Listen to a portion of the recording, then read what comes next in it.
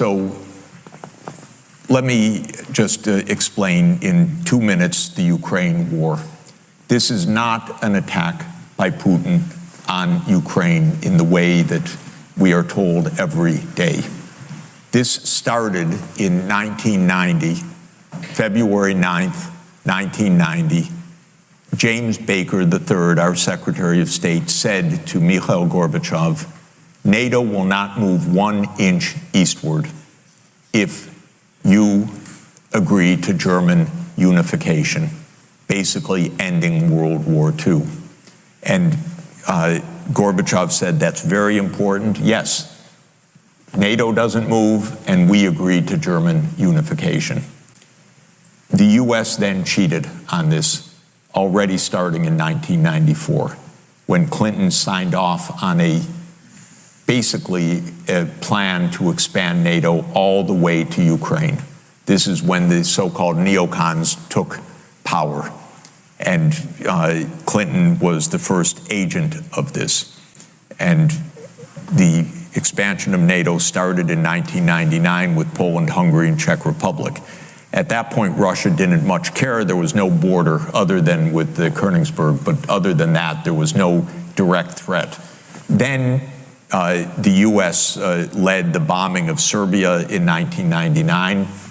That was bad, by the way, because that was a use of NATO to bomb a European capital, Belgrade, 78 straight days to break the country apart.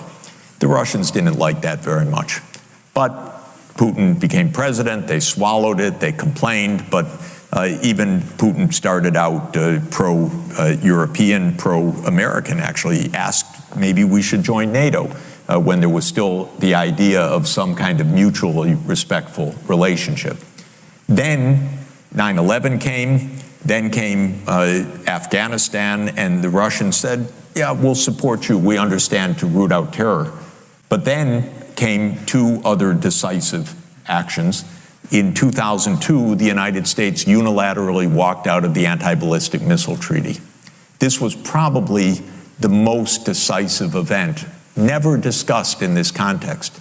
But what it did was trigger the U.S. putting in missile systems in Eastern Europe that Russia views as a dire, direct threat to national security by making possible a decapitation strike of missiles that are a few minutes away from Moscow. And we put in 2 Aegis missile systems. We say it's defense. Russia says, how do we know it's not Tomahawk nuclear-tipped missiles in your silos? You've told us we have nothing to do with this. And so we walked out of the ABM treaty unilaterally in 2002, and then in 2003 we invaded Iraq on completely phony pretenses, as I've explained. In 2004-05, we engaged in a soft regime change operation in Ukraine, the so-called First Color Revolution. It put in office somebody that I knew and I was friends with, and am kind of distantly friends with President Yushchenko, because I was an advisor to the Ukrainian government in 1993, 94, 95. And then the U.S. had its dirty hands in this. It should not meddle in other countries' elections. But in 2009, Yanukovych won the election, and he became president in 2010 on the basis of neutrality for Ukraine. That calmed things down because the U.S. was pushing NATO, but the people of Ukraine on the opinion polls didn't even want to be in NATO. They knew that the country is divided between ethnic Ukrainian, ethnic Russian. What do we want with this? We want to stay away from your problems. So in February 22nd, 2014, the United States participated actively in the overthrow of Yanukovych. A typical U.S. regime change operation, have no doubt about it. And the Russians did us a favor. They intercepted a really ugly call between Victoria Nuland, my colleague at Columbia University now, and if you know her name and what she's done, have sympathy for me. Really. Between her and the U.S. ambassador to Ukraine, Jeffrey Piat, who's a senior State Department official till today. And they talked about regime change. They said, who's going to be the next government? Why don't we pick this one? No, Klitschko shouldn't go in. It should be Yatsenyuk. Yes, it was Yatsenyuk, and we'll get the big guy, Biden, to come in and do an attaboy, they say, you know, pat him on the back. It's great. So they made the new government. And I happened to be invited to go there soon after that, not knowing any of the background. And then some of it was, in a very ugly way, explained to me after I arrived, how the U.S. had participated in this. All of this is to say, the U.S. then said, okay, now NATO's really going to enlarge. And Putin kept saying, stop. You promised no NATO enlargement. It's been, by the way, I forgot to mention, in 2004, Estonia, Latvia, Lithuania, Bulgaria, Romania, Slovakia, Slovenia, 7 more countries in the not 1 inch eastward. And then, okay, it's a long story, but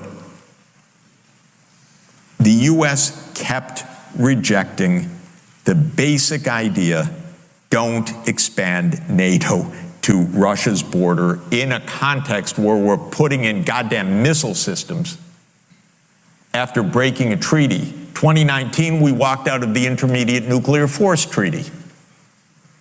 In 2017, we walked out of the JCPOA, the treaty with Iran. This is the partner. This is the trust building. In other words, it's completely reckless U.S. foreign policy. On December 15, 2021, Putin put on the table a draft Russia-U.S. security agreement. You can find it online. The basis of it is no NATO enlargement. I called the White House that next week after that, begging them, take the negotiations. Putin's offered something, avoid this war. Oh, Jeff, there's not going to be a war. Announce that NATO's not going to enlarge. Oh, don't worry, NATO's not going to enlarge. I said, oh, you're going to have a war over something that's not going to happen? Why don't you announce them? And he said, no, our policy is an open door. This is Jake Sullivan. Our policy is an open door policy. Open door for NATO enlargement. That is under the category of bullshit, by the way.